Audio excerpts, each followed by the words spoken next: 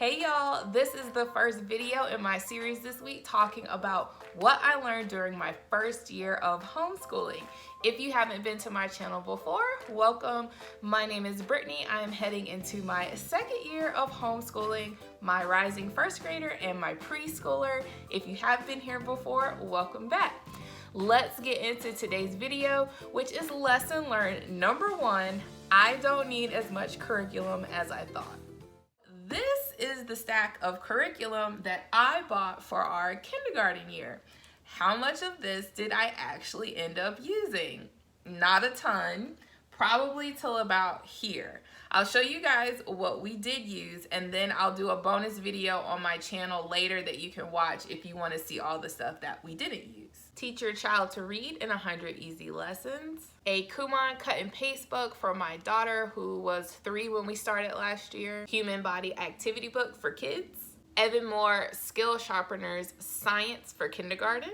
Evan Moore Beginning Geography, grades K through 2. Art Masterclass with Vincent Van Gogh. Kumon's My Book of Coloring. Evan Moore Skill Sharpeners Critical Thinking for Pre-K. Slightly random, Eric Carle Numbers Counting and Activity Book. Bob Books Beginning Reader's Workbook. Explode the Code Book 1. Handwriting Without Tears, Letters and Numbers for Me for kindergarten.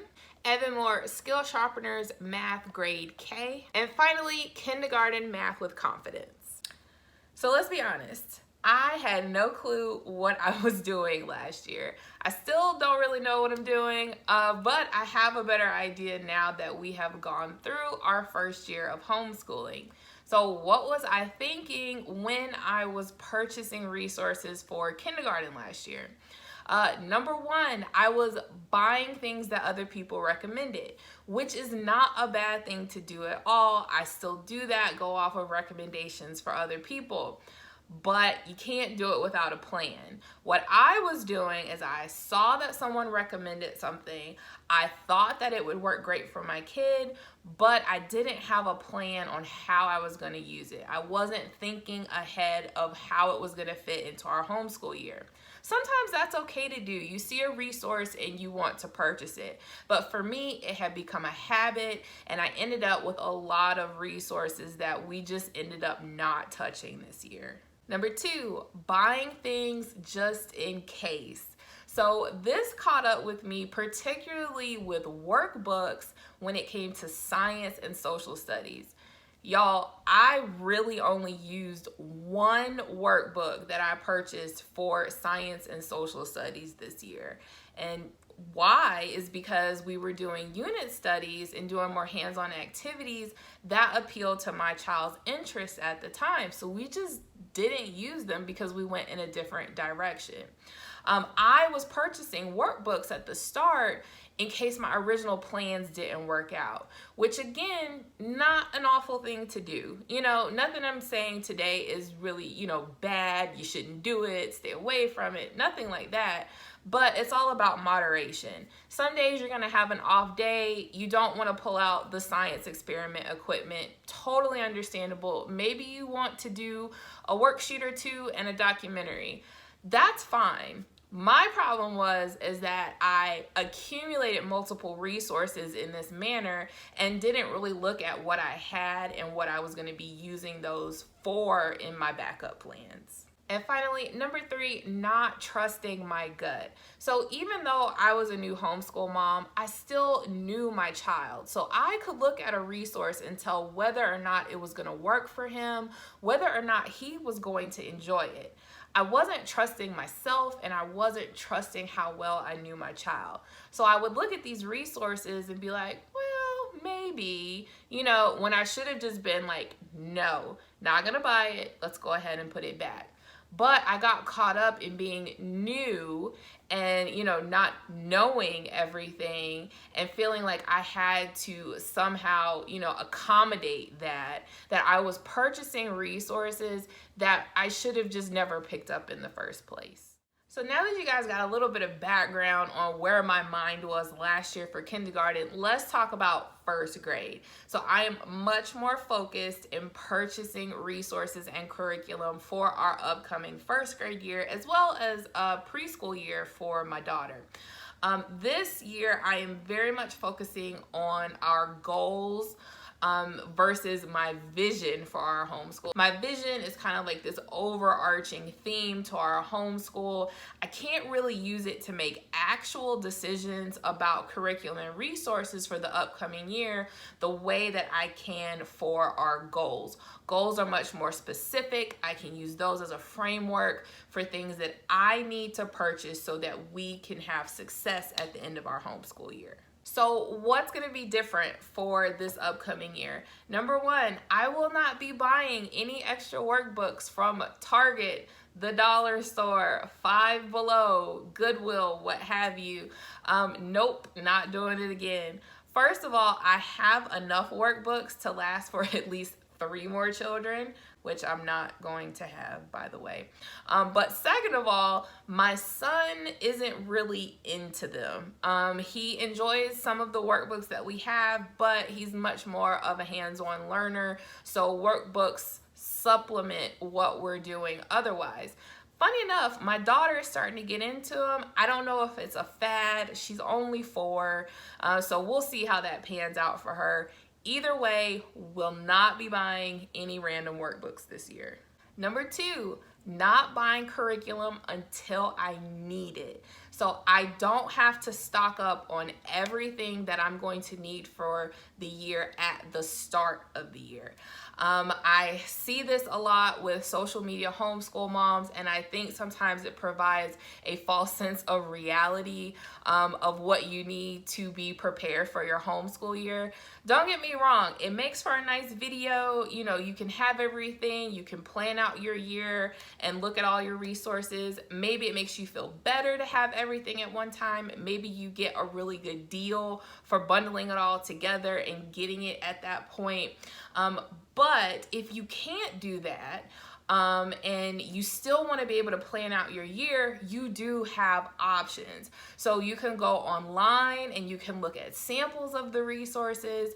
YouTube is a great resource for flip throughs of resources to help you plan, or you could physically go to a store in your area and look at the resource and use that to kind of map out your year. I've done that with my son's math curriculum for next year because I don't need it right now. We actually have some things we have to finish up from last year before we jump into his new math program. So all I did was go on YouTube and I looked at a flip through of the resource so that I could get an idea of when we might be doing certain things for the upcoming year. And I still haven't bought a thing for his math curriculum.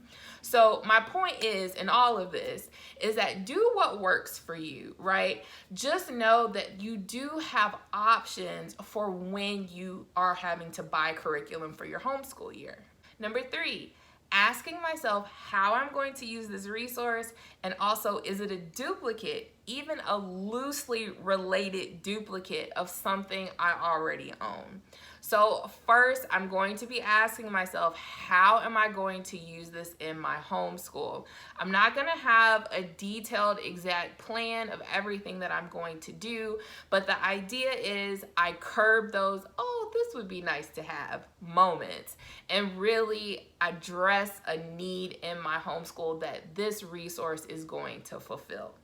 Also, there are many resources out there that do the exact same things, and all they do is slightly switch up the images or the exercises.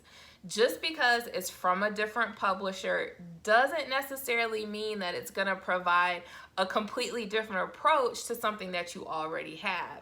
So one thing that I'm going to be doing next year is to make sure that if I'm looking at another resource that might be similar to something that I already have, I really have to look at it in depth to see, is it a truly different approach that's going to help my child grasp this concept in a way that works best for him or her. And last, number 4, curbing that Instagram FOMO and the sale FOMO. So FOMO is fear of missing out. It's usually what salespeople use to prey upon those of us that are easily influenced that they're not gonna get this deal again. So from a social media standpoint, I absolutely love being on Instagram. I get to connect with so many wonderful homeschool moms, and it's just been an amazing experience for me just to see what other people are doing with their kids and to talk to folks who get it, right? Now, some of y'all get me in trouble because you show these amazing resources, and I'm like, ooh, I want that. But in all seriousness, I see a lot of things on Instagram that I think are just super cool, and I love seeing resources in action, seeing people's kids use them. But that doesn't mean that I need to buy it right then. So enter the save button. There's a handy little button on Instagram and Facebook where you can save things and come back to them later once you've had a chance to kind of calm down from the excitement of seeing that brand new resource. I can jot it down in my planner too and then come back to it later to see if it's something I really want to purchase. Now, from a sales standpoint, similar kind of reaction. I see things that are on sale and I'm like, oh my gosh, it's a deal. But is it really? Sometimes it's not. Sometimes it is. Sometimes there's going to be another sale in a couple of months. So unless it's something that I'm really tracking, that I really want to buy, I'll probably just jot it down for later, keep track of how much it costs, maybe see the cycle of sales for that retailer that I'm looking at, and then look at getting it later. Also, there's a huge possibility that I could probably find it used because I have a lot of resources at my disposal for finding things that are used or thrifted, and that would probably be a better deal than me purchasing it brand new off of a retailer website. And that's it. That is lesson number 1 of what I learned during my first year of homeschooling, which is I don't need as much curriculum as I thought. Now, was this a huge waste of money? Big question, right? Not really. I did get a lot of the stuff on sale, and also for the things that I have not used, I can consign them to my local homeschool store because they have a thrifted section and you can sell back things that you didn't want to use. So I will be able to recoup some of that. If I had to identify a loss in all this, it would probably be the time that I spent researching these things to actually purchase them, and then also just kind of feeling overwhelmed at all the choices that I had and the fact that I had all this at my disposal and I wasn't really using it. So that's more of like an emotional, mental deficit rather than a financial one. Now, you may be asking yourself, but Brittany, didn't you just post like an entire thrifted homeschool haul video? Yes, I did. And I used my new mindset for purchasing things that I knew were going to help us fulfill our homeschool goals this year. So if you take a look at the video, the majority of it is language arts resources, which is going to be a main focus for my first grader next year. Now, I'm not perfect. There were some things in there that did not fulfill that requirement. I'm still learning. It's my second year. However, it is about getting better over time. And I really was able to stay, largely focused on what I was looking for, which was language arts resources. Head back to my channel tomorrow for a brand new video of another lesson learned, where I will be talking about craft supplies that I didn't expect to use during the year and that we actually used quite a bit. Also, I will be posting a bonus video for this one of this lovely pile of things that we ended up not using during our kindergarten year, and maybe you'll see something that you want to give a try out for your own homeschool. Thank you so much for watching. Thank you for stopping by. Until next time.